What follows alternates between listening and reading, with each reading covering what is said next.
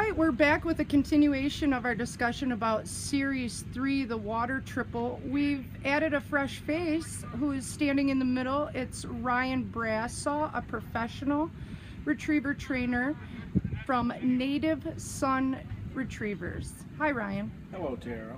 Can you give us your take on Series 3?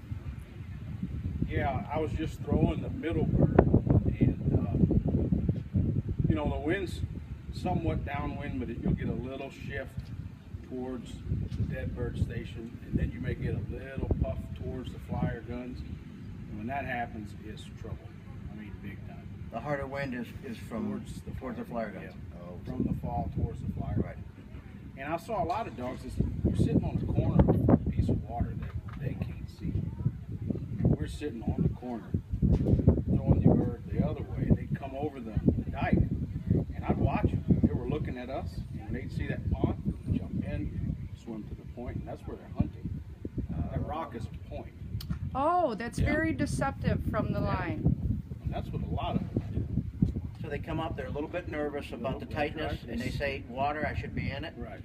and they don't recover over there. But don't you think part of that is a reaction to being uncomfortable looking between those guns and No the doubt flag about guns? it. Because that's what gives them the push to look at that. There's no doubt If about they it. take a good line at that middle bird, they don't see that. That's right. But if they're running at the guns and they come over the last Yeah. piece of Yes, land and they yes. see the water, they see the guns, and they go, boom, jump in. If they push And then off they camp left, out. they've got a double whammy there. And they're camping out on that point there, and the wind's blowing the other way. They're not coming So I had a thought, and I mentioned it to you just while we did this next video, was, is there a domino effect to this? And what I mean by that is, do you think if some dogs start to fail, the handlers tighten up, and when they tighten up, they tighten their dogs up, and the reaction that we're describing becomes a self-fulfilling prophecy? Clearly happens. You know, when you go up there early, as I had the pleasure to do, as the old saying goes, you don't know what you don't know. Right. And you get to go up there and kind of have a more pure view of it, with some things you obviously need to be cautious about, suspicious about, but you don't know where the real land mines are in the deal. After you watch dogs crumble out there, you not only know where they are, but you know how devastating they are. And that will tighten a fair amount of handles. How has the wind change affected the left bird, or has it? Not so much. A couple dogs that I watched that missed it. A couple dogs, they hit the pond that we were sitting on a little fat. Yeah. They didn't get over the rim of it, and you don't see them again.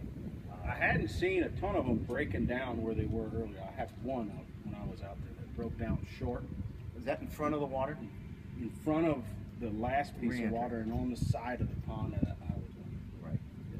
A few handlers selected to pick up the long retired bird second and the middle bird last. Do you think that's a good strategy, Ryan? You know, I guess it's tough to argue with the dog right here, and I don't know if they had a plan or the dog had a plan. You know, I guess that'd be a question for them, but I would have reservations about that personally if I was up there. So how would you run this I test would right try now to get, in these conditions? yeah, I would try to get the flyer, standout dead bird, and left hand retired.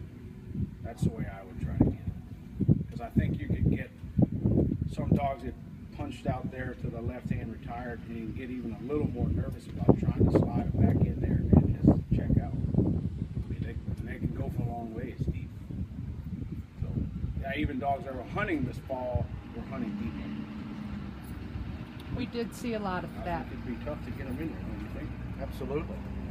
And I think that at a time when most handlers are concerned about getting them left enough to get that one, I don't think I want to leave something laying on the ground to the right to influence that way when that's the last thing you want on the left. Absolutely.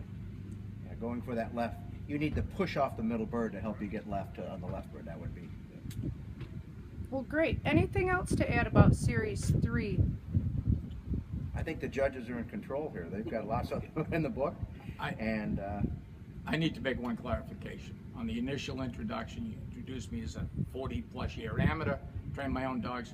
Not always. I used to rely on this guy to train my dogs. Thank you, John. Well, all of you guys are great trainers, and it's wonderful hearing your insight on these tests. Again, thank you so much, and we'll talk to you again.